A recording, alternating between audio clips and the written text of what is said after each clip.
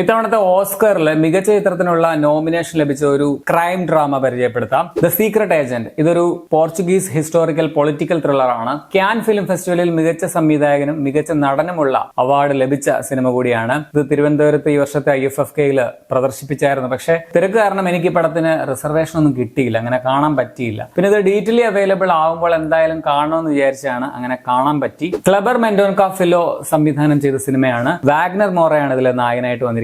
ഇന്ന് ഈ സിനിമയെ കുറിച്ച്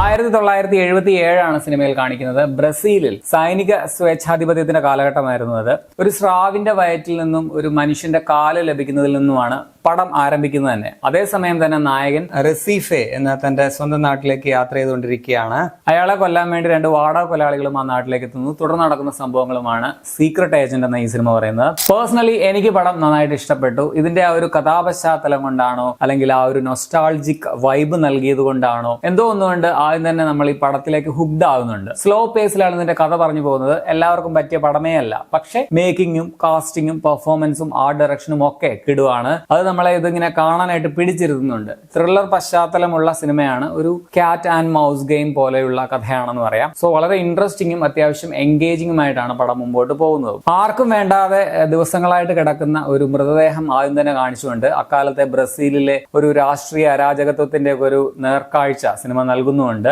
ക്ലൈമാക്സ് ഒക്കെ ആണെങ്കിലും ഒരു അൺകൺവെൻഷണൽ ആയിട്ടുള്ള ഒരു എൻഡിങ് ആയിട്ടാണ് തോന്നിയത്. ചരിത്രത്തിലെ തന്നെ സ്വേച്ഛാധിപത്യ കാലഘട്ടത്തിലെ പല നിഗൂഢമായിട്ടുള്ള അല്ലെങ്കിൽ ഡാർക്ക് ആയിട്ടുള്ള നിമിഷങ്ങളൊക്കെ സൗകര്യപൂർവ്വം മറന്നുപോകുന്നു അല്ലെങ്കിൽ ഡിലീറ്റ് ചെയ്യപ്പെടുന്നു എന്നതിന്റെ ഒരു മെറ്റഫോറിക്കൽ റെപ്രസെന്റേഷൻ ആയിട്ടാണ് എനിക്കിതിന്റെ ക്ലൈമാക്സിലെ ആ ഒരു സംഭവം തോന്നിയത്.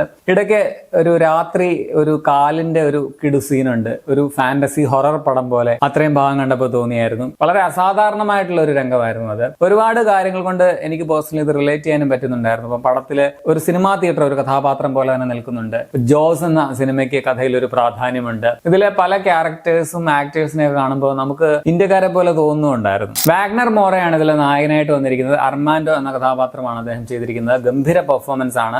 ആ ക്യാരക്ടറിന്റെ ഒരു 4-5 വർഷത്തെ ജീവിതം സിനിമയിൽ കാണിക്കുന്നുണ്ട്. ഇപ്പോൾ 74 പുള്ളിയുടെ ലുക്കും 77 ലുക്കും കണ്ടാൽ ശരിക്കും വ്യത്യാസം തോന്നും. സോ മേക്കപ്പും ശരീരഭാഷയും ഒക്കെ അതിനനുസരിച്ച് പുള്ളി മാറ്റിയതൊക്കെ നൈസായിരുന്നു. പിന്നെ അദ്ദേഹം ഈ പടത്തിന്റെ പ്രൊഡ്യൂസർ കൂടിയാണ്. അദ്ദേഹത്തെ കൂടാതെ വേറെയും കുറെ നല്ല കഥാപാത്രങ്ങൾ സിനിമയിലുണ്ട്. അലക്സാൻഡ്ര എന്ന് പറയുന്ന അമ്മായിയപ്പന്റെ കഥാപാത്രം, പിന്നെ പുള്ളി താമസിക്കുന്ന സ്ഥലത്തിന്റെ ഓണർ ഡോണ സെബസ്ത്യാന, പിന്നെ ഇതിലെ ചില വില്ലന്മാരൊക്കെ കണ്ടു കഴിഞ്ഞാലും നമ്മുടെ 70കളിലെ ബാലങ്കേ നായരുടെ ഒക്കെ ലുക്കുള്ള അവരെയൊക്കെ ഓർമ്മിപ്പിക്കുന്ന കുറച്ച് ക്യാരക്ടേഴ്സ് ആണ്. എല്ലാവരുടെയും പെർഫോമൻസ് ഒക്കെയും നൈസാണ്. ടെക്നിക്കൽ സൈഡിൽ ആദ്യം തന്നെ എടുത്തു പറയേണ്ടത് പ്രൊഡക്ഷൻ ഡിസൈൻ ആണ്. ആ ഒരു കാലഘട്ടത്തിലെ വണ്ടികൾ, കെട്ടിടങ്ങൾ, കടകൾ, കോസ്റ്റ്യൂം എല്ലാം കിടുവായിട്ട് തന്നെ പടത്തിൽ റീക്രിയേറ്റ് ചെയ്തിട്ടുണ്ട്. ശരിക്കും ഒരു 77 കാലഘട്ടത്തിൽ ഇറങ്ങിയ ഒരു പഴയ സിനിമ കണ്ടതുപോലെ നമുക്ക് തോന്നുന്നുണ്ടായിരുന്നു. പിന്നെ ക്യാമറ, എഡിറ്റിംഗ്, അതുപോലെ ബാക്ക്ഗ്രൗണ്ട് സ്കോർ ആണെങ്കിലും ഒരു റെട്രോ വൈബ് നൽകുന്നതായിരുന്നു. ഇനി 90s പറഞ്ഞാൽ ഇത് എല്ലാവർക്കും പറ്റിയ ഒരു സിനിമയല്ല. ക്ലാസ് പടമാണ്, സ്ലോ ആണ്, ഓസ്കാറിനൊക്കെ പോയ സിനിമയാണ്. സോ ഫാസ്റ്റ് പേസ് ആയിട്ടുള്ള ഒരുപാട് ആക്ഷൻ രംഗങ്ങളൊക്കെ വേണം എന്ന് ആഗ്രഹിക്കുന്ന ആൾക്കാർക്ക് ഈ പടം ഇഷ്ടപ്പെട്ടെന്ന് വരികയില്ല. അവർക്കിത് കുറേയും ഒരു ഉറക്കം തൂങ്ങി പടമായിട്ടൊക്കെ തോന്നിയേക്കാം. So mass commercial masala film ലവേഴ്സിന് ഈ പടം വേണമെങ്കിൽ ഒഴിവാക്കാം. പക്ഷെ സിനിമയെ കുറച്ചുകൂടി സീരിയസ് ആയിട്ട് സമീപിക്കുന്നവർക്ക് ഒരു മസ്റ്റ് വാച്ച് പടം തന്നെയാണ്. പിന്നെ സിനിമയ്ക്ക് ലെങ്ത്തും അല്പം കൂടുതലാണെന്നുള്ളതും ഒരു നെഗറ്റീവായിട്ട് പറയാം. മൊത്തത്തിൽ ഇതൊരു classic slow paced crime thriller ആണ്. എല്ലാവർക്കും പറ്റിയ ചായയല്ല. പക്ഷെ ഫെസ്റ്റിവൽ ടൈപ്പ് സിനിമകൾ, ഓസ്കാർ സിനിമകളൊക്കെ കാണുന്നവർക്ക് തീർച്ചയായും കണ്ടിരിക്കേണ്ട ഒരു പടം കൂടിയാണ്. പടം ഇപ്പോൾ ഡീറ്റെയിലി അവൈലബിൾ ആണ്. പക്ഷെ ഇന്ത്യയിൽ മെയിൻ പ്ലാറ്റ്ഫോമിലൊന്നും തൽക്കാലം എത്തിയിട്ടില്ല. മിക്കവാറും ആമസോൺ പ്രൈം വീഡിയോയിൽ ഉടനെ എത്തുമെന്ന് വിചാരിക്കുന്നു. ഇപ്പൊ നിങ്ങൾക്ക് ഈ പടം വേണമെങ്കിൽ ഇന്റർനെറ്റിന്റെ ശക്തി ഉപയോഗിച്ച് കാണാൻ പറ്റും. 2 മണിക്കൂർ 40 മിനിറ്റ് ആണ് സിനിമയുടെ റൺ ടൈം. 18+ ആണ്. ചെറിയ ന്യൂഡിറ്റി, സെക്ഷുവൽ സീൻസ്, വയലൻസ് ഒക്കെ പടത്തിലുണ്ട്, അത് ഓർക്കുക. അപ്പൊ നിങ്ങൾ ഈ പടം കണ്ടുള്ളവരാണെങ്കിൽ നിങ്ങളുടെ അഭിപ്രായം കമന്റിൽ രേഖപ്പെടുത്തുമല്ലോ. ശരി എന്നാ.